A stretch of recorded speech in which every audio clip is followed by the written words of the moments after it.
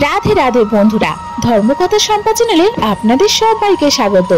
বন্ধুরা, আজকের ভিডিওতে আমরা আপনাদের সাথে কথা বলবো জন্মাষ্টমী বিষয়ে। কৃষ্ণ জন্মাষ্টমী, যাকে গোকুলাষ্টমী নামেও ডাকা হয়।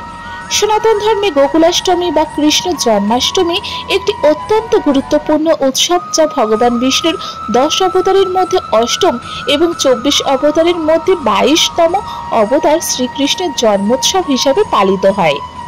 ভগবান শ্রীকৃষ্ণের এই জন্মোৎসব শুধু ভারতে নয়, বিশ্বের বহু দেশে পালিত হয় এবং অত্যন্ত ধুমধাম, আনন্দ ও উল্লাসের মধ্যে দিয়ে উদযাপন করা হয়। প্রতি বছর এই জন্মাষ্টমীর উৎসব পালিত হয় ভাদ্র মাসের কৃষ্ণপক্ষের অষ্টমী তিথিতে। ভগবান শ্রীকৃষ্ণের ভক্তরা এই দিন ভীষণ উৎসাহের সাথে এই উৎসব পালন করেন। শাস্ত্রমতে এই উৎসব অধর্মের উপর ধর্মের বিজয়ের প্রতীক। দাপর যুগে যখন পৃথিবী কংসের অত্যাচার চরম পৌঁছে গিয়েছিল, তখন মানুষের মুক্তির জন্য ভগবান শ্রীকৃষ্ণের আবির্ভাব ঘটে। ভগবান শ্রীকৃষ্ণ ছিল দেবকীর অষ্টম সন্তান, যিনি জন্মগ্রহণ করেছিলেন মথুরার কারাগারে। সেদিন ছিল ভাদ্র মাসের কৃষ্ণপক্ষের অষ্টমী তিথি এবং সময় ছিল অর্ধরাত্রি। সেই পবিত্র মুহূর্তে ভগবান শ্রীকৃষ্ণ মথুরার কারাগারে দেবকী ও বসুদেবের সন্তান রূপে অবতীর্ণ হন।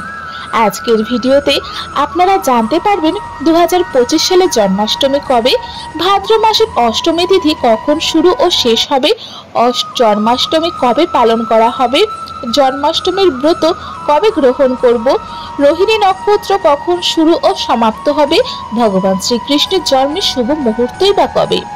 তাহলে শুরু করা যাক।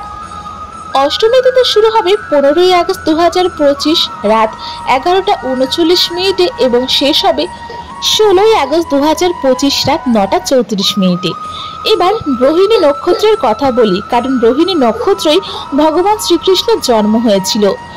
রোহিণী নক্ষত্র শুরু হবে 17ই আগস্ট 2025 সকাল 4:34 এবং সমাপ্ত হবে 18ই আগস্ট 2025 সকাল 3:17। এবার দেখুন, রোহিণী নক্ষত্র এবং অষ্টমী তিথি একসাথে হচ্ছে না, অর্থাৎ এই দুইয়ের সংযোগ ঘটছে না। তাহলে জন্মাষ্টমী কবে পালন করব? পরম্পরা অনুযায়ী যখন অষ্টমী তিথি ও রোহিণী নক্ষত্র একসাথে না হয়, তখন উদয় তিথি অর্থাৎ সকালে সূর্যোদয়ের সময়কাল তিথি অনুযায়ী ব্রত ও পূজা করা উচিত। তাহলে সূর্যোদয়কালীন তিথি অনুসারে 16ই আগস্ট 2025 শনিবার জন্মাষ্টমী পালন করা হবে। সেই দিনে সূর্যোদয় হবে সকাল 5:51 এবং সূর্যাস্ত হবে সন্ধ্যা 6:59।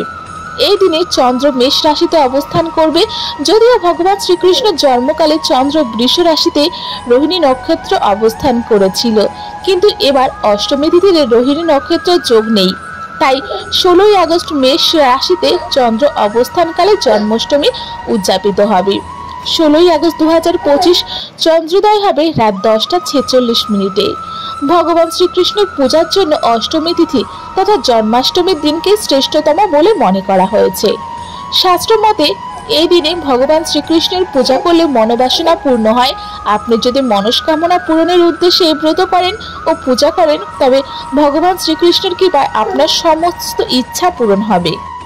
ভগবান শ্রীকৃষ্ণ জন্মাষ্টমী পালন মূলত ভগবান শ্রীকৃষ্ণের জন্মতিথিতে উপবাস, পূজা ও ভক্তিভাবে স্মরণ করার একটি পবিত্র অনুষ্ঠান। নিচে ধাপে ধাপে সহজভাবে তুলে দিলাম। প্রস্তুতি: জন্মাষ্টমীর দিন ভোরে স্নান করে পরিষ্কার কাপড় পরুন। গৃহ, মন্দির বা পুজোস্থান পরিষ্কার করুন এবং শ্রীকৃষ্ণের জন্য ফুল, ফল, মিষ্টি, ধূপ, প্রদীপ ইত্যাদি প্রস্তুত রাখুন। সম্ভব হলে উপবাসের প্রতিজ্ঞা নিন। ফলাহার বা নির্জলা উপবাস করা যেতে পারে, কিন্তু স্বাস্থ্যের কথা বিবেচনা করে উপবাসের ধরন আপনারাই ঠিক করুন। 2. পুজোর সময়: শ্রীকৃষ্ণের জন্য মুহূর্ত সাধারণত রাত্রি বা নিশীথে পালন করা হয়। দিনভর ভগবান বিষ্ণু ও কৃষ্ণ নামের জপ করুন। ওম নমো ভগবতে বাসুদেবায় বা হরে কৃষ্ণ কৃষ্ণ কৃষ্ণ হরে হরে, হরে রাম রাম রাম হরে হরে। 3. পূজার পদ্ধতি: আসমানি বা সংকল্প: গঙ্গাজল হাতে নিয়ে জন্মাষ্টমী উপবাস বা পূজার সংকল্প করুন। ঘট স্থাপন: শুদ্ধ জলে পূর্ণ একটি ঘট রেখে তার উপরে নারকেল ও আম পাতা রাখুন। 3. শ্রীকৃষ্ণ মূর্তি বা ছবি সজ্জা করুন। ফুল, মালা, চন্দন, নতুন পোশাক দিয়ে সাজান। 4. পুজোর সামগ্রী নিবেদন করুন। ধূপ, দীপ, ফুল, তিল, চন্দন, তুলসী পাতা, ফল, মিষ্টি ভগবানের কাছে নিবেদন করুন। 5. অষ্টপ্রহর নাম সংকীর্তন, যতটা সম্ভব ভজন, কীর্তন ও গীতা পাঠ করুন। 6. অভিষেক, মধ্যরাত্রে জন্মলীলার সময় শ্রীকৃষ্ণের অভিষেক করুন দুধ, দই, মধু, ঘি, গঙ্গার জল দিয়ে। আরতি ও প্রসাদ, আরতির পর ভক্তদের মধ্যে প্রসাদ বিতরণ করুন। 4. মধ্যরাত্রের বিশেষ আচার, ঠিক 12টার পর শ্রীকৃষ্ণের জন্মলীলার সময় শঙ্খধ্বনি, ঘণ্টার ধ্বনি দিন। শ্রীকৃষ্ণের নাম জপ ও লীলা গান করুন। জন্মদৃশ্যে অভিনয় বা ঝুলন করে শ্রীকৃষ্ণের জন্ম উদযাপন করুন। উপবাস ভঙ্গ, পরের দিন পারণকালে গঙ্গার জল, ফল ও নিরামিষ ভোজন দিয়ে উপবাস ভঙ্গ করুন। ভগবানের প্রসাদ গ্রহণ করে প্রথম আহার গ্রহণ করুন। বিশেষত জিনিস আপনারা মাথায় রাখবেন, যেমন 1. তুলসী পাতা ছাড়া শ্রীকৃষ্ণের পূজা অসম্পূর্ণ, তাই নিবেদন অবশ্যই তুলসী পাতা দিয়ে করুন। 2. যতটা সম্ভব অহিংসা, সততা ও শুচিতা পালন করুন। এবং 3. জন্মাষ্টমীর মূল উদ্দেশ্য হচ্ছে ভগবানের প্রতি প্রেম, ভক্তি ও আত্মসমর্পণ। এই ছিল জন্মাষ্টমীর কিছু বিশেষ কাহিনী। তো বন্ধুরা, আমাদের আজকের কাহিনীটি আপনাদের কেমন লাগলো?